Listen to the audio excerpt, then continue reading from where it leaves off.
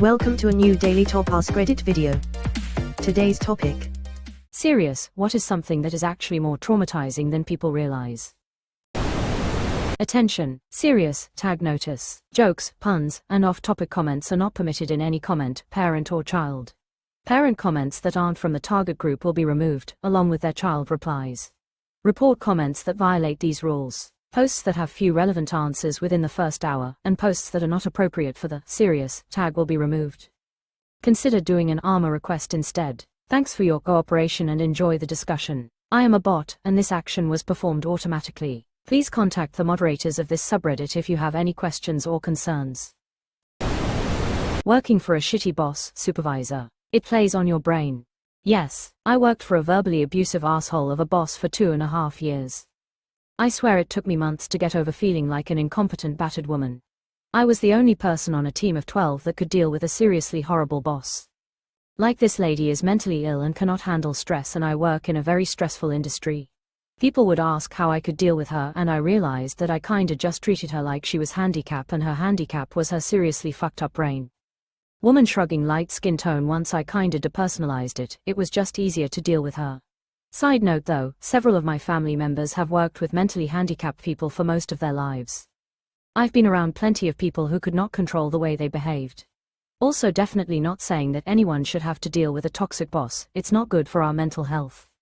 But finding ways to protect your own mental until you can get out of the situation is beneficial. The lasting effects of a mental illness.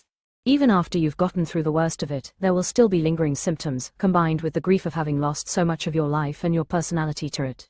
Edit, kind of disheartening to see that this is my most upvoted comment to date. I didn't expect this to resonate with so many people, and I just want to remind everybody who's struggling that you're not alone and that there are people out there able and willing to help. Thanks for the upvotes and gold, and stay strong, 2 hearts. I always feel like if you've been suicidal or had ideation once, it's always somewhere in your head, even if it's way far back. First thought always, like a knee-jerk reaction, even though it is not at all where I'm at mentally. Emotional neglect, it leaves deep, invisible scars. Sigh, this hits hard. My parents were pretty emotionally unavailable, well, my mom was. My dad was just complacent. It hit me so hard yesterday after therapy of, goddamn THST is sad. What always really got to me was seeing how close my friends were with their moms and knowing that I will never have that. Was so desperately fucked because of this. I am 40 and just now have a therapist who is the first person I am just beginning to trust and to feel loved, after 3 years of her calling me every day plus seeing her twice a week. Huge chunks of my life were spent cutting so badly and in hospitals, pretty much just trying to be seen and loved, but never being able to let that happen. I didn't want to scroll by without saying that I'm so sorry that happened to you. If there was a way to give your younger self a hug, I would. I'm glad you found your therapist and you've been working at that relationship. Wishing you all the best. Getting fired. I want to add, having a job you were good at and you had a lot of friends, only to blow it all and get fired for a dumb mistake you knew better than to make, but did anyway, just happened to me a month ago. Yeah, I got fired a few years back and I'm still overly concerned about my performance, even when my manager tells me I'm doing a good job. Friends breakups. I have always had much more trauma from friendship breakups than romantic ones. I totally agree. OMG, me too.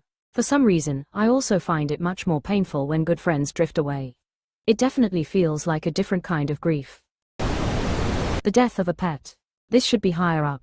It's not just the grief, for those of you that don't understand, it's the feeling of guilt that almost always goes with that and makes it even worse. And top that up with dealing with people who don't understand and don't bother to even try, and well, welcome to hell. I cried more for my cat than I did for my grandma, and I loved my grandma. Same, your pet is there 24/7 and knows everything about you. With you for all of life's transitions. Seen more of you than any human has or ever will.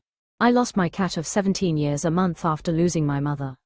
I cried more over losing my cat. Not that I didn't love my mom and grieve her passing, or cry hysterically, but I also had time to come to terms with her death before it happened.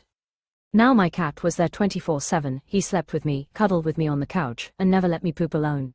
He was always there, so his absence was a constant painful thing. I still miss him so much. Also same. My cat's utter innocence and pure love, coupled with my responsibility to protect him, keep him safe, etc., was agonizing. My grandma was my best friend on this earth, but in the early weeks of both deaths, I was gutted over the loss of my cat in a way I've never felt with another human. Trauma seems dramatic, but getting laid off really fucked me up. Every day waking up with a pit in your stomach. I still think about it daily at my current job, and it's been years. Edit, reading all the comments is actually kind of cathartic. I appreciate all of you. It took me about 5 years after getting laid off to stop having panic attacks every time a surprise meeting my boss popped up on the calendar. If I don't have time to write out a proper agenda for a last-minute request, I always at least add a note: nothing's wrong, no worries, just need a quick chat, because I 100% understand that and feel it myself. I've gone through it twice. The first time I was married but no kids and had immediate replacement options. The company hired me back as a consultant, contractor. It seemed like no big deal. The second time I had a family with 2 children and a mortgage. When they told me, it took me a second to process it, and I literally couldn't breathe for what seemed like 5 minutes. I really loved working there too and didn't see it coming. In retrospect, it was the start to a major step up in my life. Decided to move my family to a bigger city, got a job at a company that respected me more, and more importantly, mentored me appropriately, and have ended up making way more than I ever would have if I had stayed there, after subsequent moves.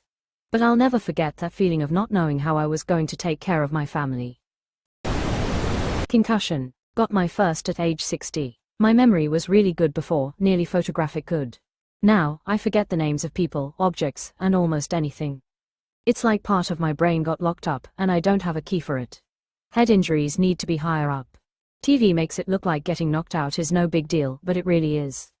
I got into a car accident that gave me a really bad concussion.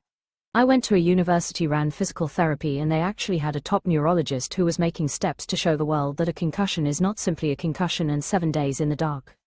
Turns out you need to exercise the brain just like any other muscle after an injury. For memory, it's memory games until your brain is tired and then give it a break. Similar concept for reading. I couldn't read a page out of a book for a year after the accident. Not because I couldn't read, but because my brain literally couldn't focus on the story to keep it coherent. She studied me a little longer than I needed it for because I smoke a lot of weed, and she wanted to see the effects of that on concussion and recovery. Non-serious car accidents. When I was younger, I was with my grandpa and we got hit from the right at an intersection. No one was hurt in the accident at all. I went bowling like 20 minutes later. Yet it's been years and I still get that anxiety and panicked feeling when a car is pulling up to an intersection from the right. I had a friend that would refuse to walk down a street because they were previously in a car accident on that street. Definitely took them a while to overcome that anxiety.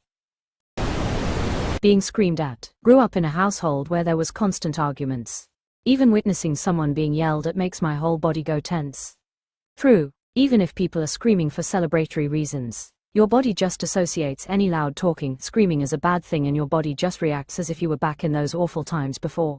I remember for years after leaving my bio family, I would still flinch and immediately start crying with intense adrenaline whenever my BF would get excited and scream for joy over something.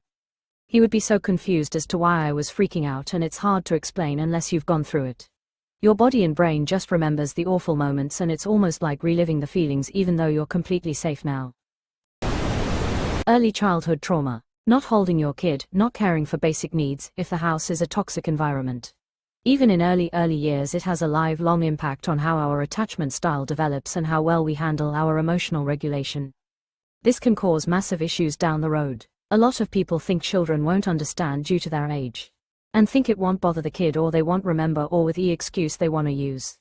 However, they don't need to understand for it to be traumatic. Early childhood development is so vital to having stability and proper foundation to being a functioning adult down the line. I remember, still, when my dad would scream at my mom for hours, or how we had to manage his emotions, or how he'd go from being fine to overly pissed off just because I existed. My last partner did the same. It fucked me up for most of my life. I felt like I shouldn't have been born because of all the struggles. I'm glad I can realize why I felt the way I did, pick the partners that I did, but fuck you, Dad, for being like that. It will take a lifetime to undo, and the scars always remain. One of my earliest memories is being beaten by my dad for saying something to my mom that I didn't understand was rude. I was repeating something she'd said earlier. It didn't matter. I was maybe 4 years old. I learned that it was not safe to not understand things. In order to be safe, I needed to figure things out quick before someone judged me for not knowing. Having depression. I am genuinely traumatized from the times I've been so close to leaving the earth on my own terms. The feeling is indescribable. I don't see enough people talking about how after crawling out of that deep of a hole, it's genuinely so scary to think about it happening again. The worst is not being able to explain exactly how you feel, so you end up keeping everything to yourself and/or self-isolating so you can be unwell in private. Sometimes I think back to the really dark times and I'm thinking, how could I feel so bad? How is that even possible? How that happened? And when I'm living in a dark time, I'm thinking, how could I be that happy? How is that possible? Like, I can't understand that when I'm not experiencing it at the moment. It's so exhausting. Being bullied. This is one that can mess people up for life. When it happens to kids, it can teach them to be afraid or shy or nervous around people, and that can last into adulthood because they have to retrain their brain. Right, I remember well into my 30s still being surprised people liked me and wanted to hang around me.